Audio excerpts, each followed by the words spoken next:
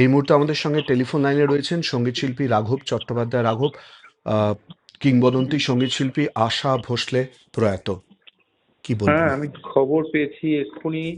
মানে বলার সত্যি কোনো ভাষা নেই। এই মানুষ ভারতবর্ষের আহ, শ্রেষ্ঠতম শিল্পী এবং আহ, কি বলবো, ওনার সম্পর্কে বলার মতো কোনো ভাষাও আমার কাছে নেই, আর ওনার গান বাজনা সম্পর্কে বলার কোনো ধৃষ্টতাও আমার নেই।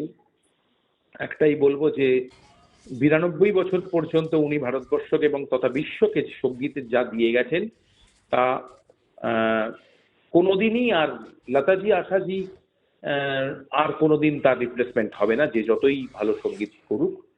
এবং আমি ব্যক্তিগতভাবে আশাজির সাথে অনেকবার দেখা করার সুযোগ পেয়েছি, গান শোনার তো অবশ্যই, খানিকক্ষণ বসে মানে হালকা হালকা মনে গল্পও করার সুযোগ পেয়েছি।